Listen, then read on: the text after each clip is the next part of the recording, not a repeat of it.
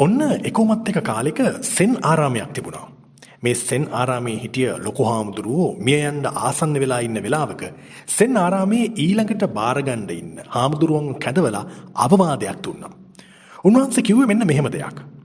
කවදාවත් පූසෙක්ට ඔයාගේ ජීවිතේට ඇතුල් වෙන්න දෙන්න එපා. මේ අවසන් වචන පෙළියත් සමග ලොකු හාමුදුරුවෝ අවසන් හුස්ම හෙළුවා. සෙන් හාමුදුරුවන්ගේ අවසන් කටයුතු සඳහා විශාල පිරිසක් ආවා. ඒ හැමෝටම දැනගන්න ලැබුණා නායක හාමුදුරුවන්ගේ අවසන් වචන පෙළිය මොකක්ද කියලා. හැබැයි මේක අසාමාන්‍ය අවවාදයක්. කාටවත් හරියට මේක තේරුම් ගන්න බෑ. කොටින්ම කියනවා නම් ඊළඟට අලුතෙන් පත්වෙන අලුත් නායක හාමුදුරුවන්ටවත් මේක තේරුනේ නෑ.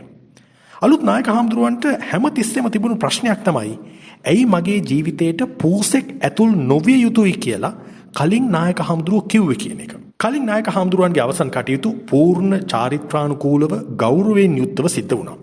කොහොම වුණත් දැන් අලුත් නායක හාමුදුරුවන්ගේ ඔළුවේ දුවන්නෙම කලින් නායක හාමුදුරුවෝ කිව්ව තේරුම් ගන්න බැරි මේ අවවාදය. ඔහුට ඒ වගේ ගැඹුරු දෙයක් තේරුම් ගන්න අවබෝධ කරගන්න බැරි වුණා. මේ අලුත් නායක හාමුදුරුවෝ හිතුවා තමන්ගේ ආරාමේ ඉන්න කලින් නායක හාමුදුරුවන්ගේ සමකාලීන මහලු හාමුදුරුවෝ කෙනෙක්ගෙන් මේ අවවාදය ගැන අහන්න. ඒ මහලු හිමියන් අර කලින් නායක හාමුදුරුවෝ තරම්ම දැනුමෙන් පිරිපුන් කෙනෙක්. නමුත් ඉතින් දැන් වයෝවෘද්ධ නිසා අසනීප තත්ත්වයේ ඉන්න නිසයි මේ ආරාමේ නායකකම නොලැබුණේ. අලුත් නායක හාමුදුරුවෝ එක දවසක් මේ මහලු හාමුදුරුවන්ව මුණ ගැහිලා තමන් පීඩා විඳින මේ අවවාදය ගැන ඇහුවා. උන්වහන්සේ කිව්වේ මට කලින් නායක ස්වාමින් වහන්සේ මිය යන්න කලින් කිව්වා පූසෙක්ව ජීවිතයට ඇතුල් කරගන්න එපා කියලා. ඒකේ තේරුම ඔබට පැහැදිලි කරලා දෙන්න පුළුවන්ද? ඒ වෙලාවේ මහලු හාමුදුරුවෝ මද සිනහවක් පාලා කියනවා අලුත් හාමුදුරුවෝ ඒකට දිග කතාවක් තියෙනවා. එහෙම කියලා උන්වහන්සේ මේ කතාව කියන්න පටන් ගත්තා. ඒ කතාව මෙන්න මෙහෙමයි. බොහෝ කාලයකට කලින් හිටිය නායක හාමුදුරුවෝ තරුණ වයසේදී ඔහුගේ බිරිඳ සහ දරුවන් දෙදෙනාගෙන් වෙන් වෙලා තමයි සත්‍ය සොයාගෙන යන මාර්ගයට එහෙම නැත්නම් මේ සෙන් දහමේ පැවිදි බිමට එන්නේ. උන්වහන්සේ කැලේකට ගිහිල්ලා භාවනා කරන්න පටන් ගත්තා. හැමදාම උන්වහන්සේ කැලෑව ළඟ තියෙන ගම්මානයට පිටිසුගා වඩිනවා කෑමට යමක් හොයාගන්න. මේ ගම්මානයේ හිටිය මිනිස්සුත් ඉතාම ආදරෙන් උන්වහන්සේට දානි පිළිගැන්නුවා. ඔහොම කාලයක් යනකොට ගමේ හිටිය මිනිස්සු තීරණය කරනවා කැලේ භාවනා කරන මේ සෙන් හාමුදුරුවන්ට භාවනා කරන්න පොඩි කුටියක් හදලා දෙන්න. ඊට පස්සේ මේ සෙන් හාමුදුරුවෝ වැඩ වාසය කළේ මේ කුටියේ. හැබැයි මෙතනදී හිතපු නැති ප්‍රශ්නයක් එනවා.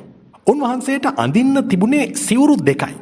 එක දවසක් උදේ නැගිටලා බලනකොට එක සිවුරක් මීයෝ කාලා. මේක ගැන මේ හාමුදුරුවෝ ගමේ අයත් එක්ක කියනවා. එතනදී ගම්මු කියන දේ තමයි අපි මීයෝ එලවන්න පූසෙක් ගේමු. ඒකෙන් මීයෝ ටික එලව ගන්න පුළුවන් වෙයි කියලා. සෙන් හාමුදුරුවොත් මේ කතාවට කැමති වෙනවා. ගමේ අයත් මේ සෙන් හාමුදුරුවන්ට පූසෙක් හොයලා ගෙනත් දෙනවා. හිතපු විදිහට පූසා මීයෝ ටික එලවලා දානවා. හැබැයි දැන් මේ සෙන් හාමුදුරුවන්ට තව ප්‍රශ්නයක් තියෙනවා. ඒ තමයි පූසට හැමදාම කිරි ටිකක් දෙන්න ඕනේ. ඉතින් ඒකට මේ සෙන් හාමුදුරුවන්ට සිද්ධ වෙනවා හැමදාම ගමට ගිහිල්ලා කිරි ඉල්ලන් එන්න. දැන් මේකත් ප්‍රශ්නයක්නේ. මේ හාමුදුරුවෝ ගමේ අයත් එක්ක මේක ගැන කතා කරනවා. එතකොට ගම්මුන්ගෙන් එන අදහස තමයි කිරිගවයෙක් හදාගමු කියන එක. එහෙම කිරිගවයෙක් හදාගත්තොත් පූසට වගේම ඔබ වහන්සේටත් කිරි ලබා ගන්න පුළුවන්. අපිට පුළුවන් හොඳ කිරි එළදෙනක් හොයලා ගෙනත් දෙන්න. ගම්මු කිව්වේ එහෙම. සෙන් හාමුදුරුවෝ මේ කතාවටත් කැමති වෙනවා. තමන්ගේ කුටිය ගාව කිරි එළදෙනක් ගෙනල්ලා ගැට ගන්නවා. හැබැයි දැන් ආයිමත් අලුත් ප්‍රශ්නයක් එනවා. ඒ තමයි හැමදාම මේ කිරි එළදෙනට තනකොළ දෙන්න ඕනේ. මෙච්චර කාලයක් මේ හාමුදුරුවෝ තමන්ගේ කාලයේ වැඩිපුරම යෙදෙව්වේ භාවනා කරන්න. හැබැයි දැන් තනකොළ හොයන්නත් යන්න ඕනේ. සෙන් හාමුදුරුවෝ මේ ප්‍රශ්නේ ගැන ගමුත් එක්ක කතා කරනවා. ගමු කියනවා හැමදාම තනකොළ ගේන්න ගමට එන එක ඔබ වහන්සේට ගැළපෙන වැඩක් නෙමෙයි. කවුරු හරි උදව්වට තියාගත්තොත් නම් හොඳයි. මෙතෙන්දී ගම්මුම යෝජනා කරනවා අපේ ගමේ ඉන්නවා ස්වාමියා නැති වුණු වැන්දපු කාන්තාවක්. ඇයට කාත් කවුරුවත් නැහැ. ඇයව අපි ඔබේ කුටියට එවන්නම්. ඇයට පුළුවන් ඔබේ වැඩ ටික හොඳට බලා කියා ගන්න. ඔබේ කුටිය ගාව ඉතුරු බිමත් අපි සුද්ධ කරලා දෙන්නම්. එතකොට ඇයට පුළුවන් තනකොළ එළවලු වගේ දේවල් ඒ භූමිය වගා කරන්න. සෙන් හාමුදුරුවන්ට තේරෙනවා ඒ අදහසෙත් වැරද්දක් නැහැ කියලා. ගමේ අය මේ වැන්දපු කාන්තාවට මේ ගැන කියනවා. ඇයත් මේ කටයුත්තට කැමති වෙනවා. ඇය මේ කුටියට ඇවිල්ලා එළදෙනගේ වැඩ, වගාවේ වැඩ හැමදේම කරන්න පටන් ගන්නවා. කුටිය පිරිසිදු කිරීම, කෑම හදන එක, පොඩි ඉඩමේ වගා කිරීමේ කටයුතු හැමදේම පැවරුනේ ඇයට. ඇය වගා කටයුතු ඉතාම හොඳින් කරනවා. සෙන් භික්ෂුවත් ඇය වගා කටයුතු වලට මහන්සි වෙනවා දකිනවා. සෙන් භික්ෂුව ගිහිල්ලා ඇයට උදව් කරනවා. කාලයක් යනකොට භාවනාවට වඩා ඇයත් එක්ක කාලය ගත කරන්න තමයි සෙන් භික්ෂුව කටයුතු කරන්නේ. එකට කුඹුරේ වැඩ කරන්න පටන් ගත්තා. හිතුවට වඩා මේ සම්බන්ධය දුර දිග ගියා. වැන්දපු කාන්තාව බොහොම ලස්සනයි. සෙන් භික්ෂුව තරුණයි. ඔවුන් ජීවත් වුණේ එකම වහලක් යට. ටික කාලයකට පස්සේ මේ කාන්තාව ගැබ් ගත්තා. ඇය දරුවෙක්ට උපත ලබා දුන්නා. ඉස්සර මේ සෙන් භික්ෂුව දවසම කලේ භාවනා කරන එක. දැන් සෙන් භික්ෂුව තමන්ගේ දරු පවුල රැකගන්න කුඹුරේ වැඩ කරනවා, වෙහෙස වෙනවා, ඉවරයක් නැහැ. එක දවසක් වැඩ කරලා ඉවර වෙලා මේ සෙන් භික්ෂුව හවස් වරුවේ කල්පනා කරනවා තමන්ට මොකද වුනේ කියලා.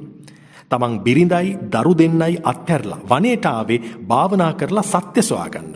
හැබැයි දැන් ආයිමත් කලින් වගේම දෙයක් තමයි තමන්ට වෙලා තියෙන්නේ. මම දැන් ආයිමත් ගත කරන්නේ කලින් ජීවිතේම කියලා සෙන් භික්ෂුවට කල්පනා වෙනවා. ඊට පස්සේ මේ සෙන් භික්ෂුව කල්පනා කරනවා තමන්ව එතනට වැටුනේ මේ தත්ත්වය පටන් ගත්තේ කොතනින්ද කියලා. එතකොට තමයි සෙන් භික්ෂුවට මතක් වුණේ මුලින්ම පූසව බාරගත්ත දවස.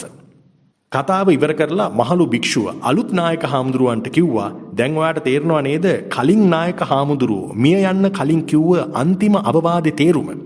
පූසෙක්ට ඔබේ ජීවිතයට ඇතුල් වෙන්න දෙන්න එපා. මේක ඇත්තටම පූසන් ගැන කියන කතාවක් නෙමෙයි. ඒකේ තේරුම තමයි ඊටාම පොඩි දෙයකටවත් ඔබේ මනස වෙනතකට යවන්න අවස්ථාව දෙන්න එපා. මොකද ඒක ඊටාම පොඩියට හිමින් සැරේ පටන් ගත්තට පසුව ඔබේ මුළු ජීවිතේම ඒකෙන් විනාශයටපත් වෙනවා ඔබ දන්නේත් නැතුවම. අවංකව කල්පනා කළොත් අපේ ජීවිතයට ඇතුල් වුණු ඊටාම පොඩි දේවල් තමයි පසුකාලීනව අපිට මහා විනාශයන් ගෙන දෙන්නේ. මොකද අපි මුල් කාලේ ඒව ගැන වැඩි අවධානයක් තැකීමක් කරන්නේ නැහැ. ඒවා පොඩි දේවල්නේ කියලා ඉන්නවා.